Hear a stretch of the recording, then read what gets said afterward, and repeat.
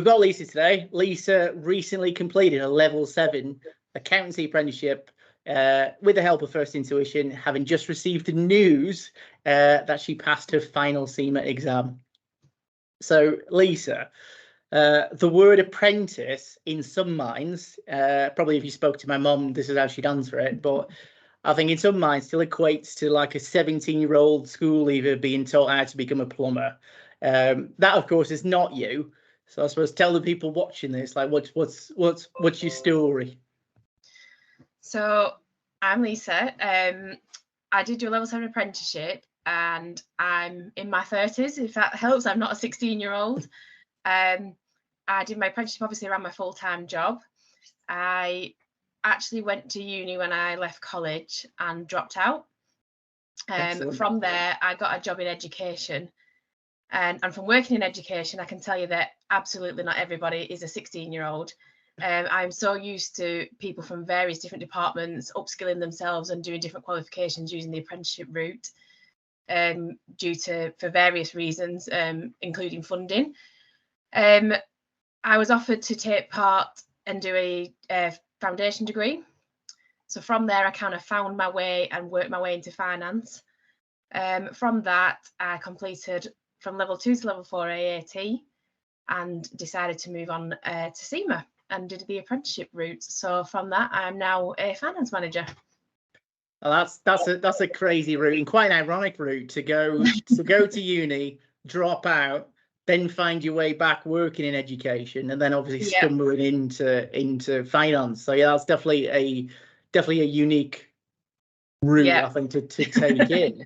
So I suppose you know better than anybody then that there's many different routes, particularly in gaining a finance qualification, such as CIMA. There's a lot of different routes you can take. Obviously, you went down the apprenticeship route. So having done it, what do you think was like the most value in doing that route? Perhaps, doing it, I suppose, more traditionally or self-studying. What was it about the apprenticeship route that you thought, actually, this is very useful and I'm glad I did this? I think the 20% off the job training is hugely helpful because obviously you're getting a day a week out of your work time to study, which when you're working full time is huge. And obviously when you've got a life outside of work. Not only that, I think the wraparound support. So not only did we get the taught sessions, we got the extra revision courses, we got the workshops that help with sort of the other wraparound apprenticeship things that help you in the workplace in general. It's not just about the finance. It helps you with sort of your management skills and things. And not only that, actually, whilst at the time, and if you'd have asked me at the start of it about having to log all your hours and you're off the job training and write reports, I cringed. When it comes to your case study exams, not many people can sit down and write for 3 hours anymore. So actually, that side of the apprenticeship really, really helped to improve my writing skills. That I'd not really used in school. So I was able to improve my writing skills to help me with my exams. And actually my end report, it just made life 10 times easier, which I can see now. I couldn't necessarily see that at the beginning.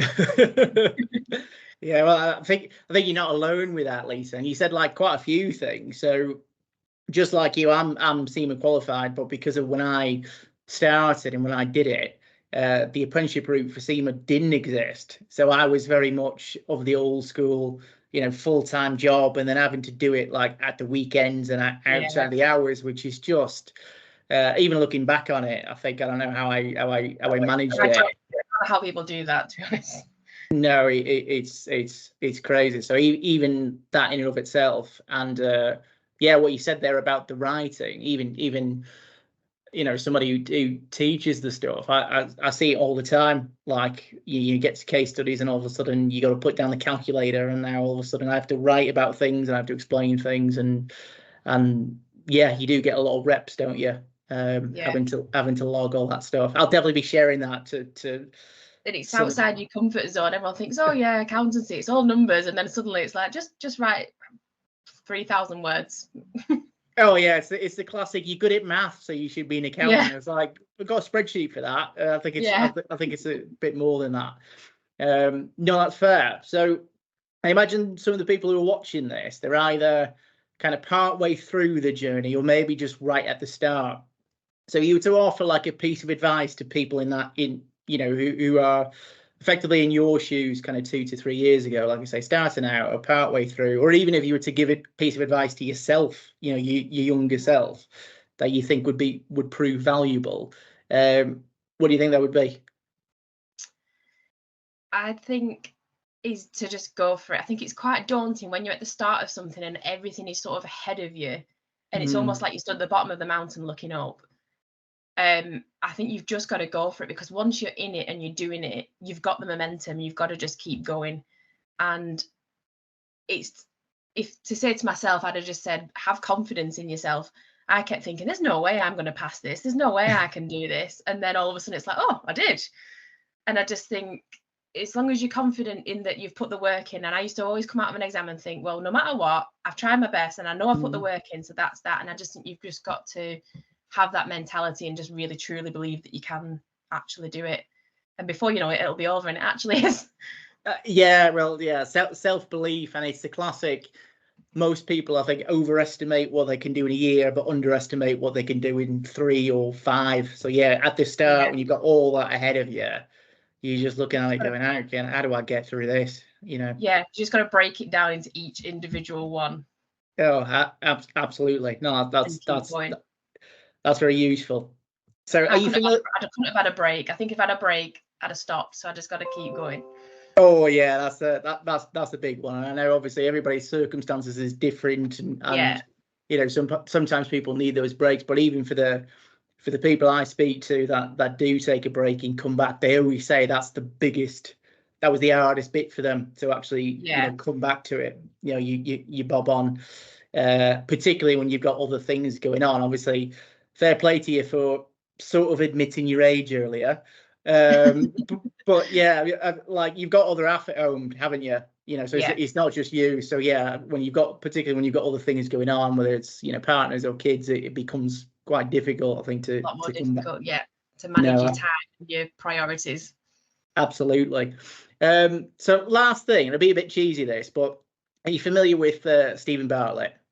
Yeah, Diary of a CEO and Dragging and all that. So he does this thing at the end of a podcast where, like, his last guest will leave a question for a future guest. Now, you're my first guest, so I don't have a question from a Oh, it's definitely my first choice, Lisa. And I mean that you were my first choice. So I've actually stolen 2 questions from his podcast. So I'll let you pick without seeing them. You've got choice number 1 and choice number 2. Whichever one you pick, that's the one I'll ask. I'm gonna go number 1. Number 1, I thought you might. So easy one, this. Yeah, easy one. So answer honestly. So this was asked by Jessie J. Yeah. Okay. Yeah, asked about Jessie J. What is your mood right now? Oh, what is my mood right now? I've got that feeling of a little bit of relief that it's the end of Wednesday and we're halfway through the week, we're on the right side and we're heading into the weekend. Oh, I like that. Yeah. So, and I'm still riding the relief of passing that final exam actually as well, to be fair.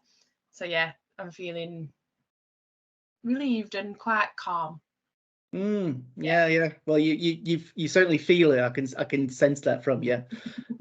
So yeah, perfect, great. And outside of this, I'll get you to send me a question, and I'll ask it to whoever my lucky second guest is, and we'll sort of ask it. But cheers, Lisa. Thanks for the chat. Hopefully, the people watching this has found this useful and insightful.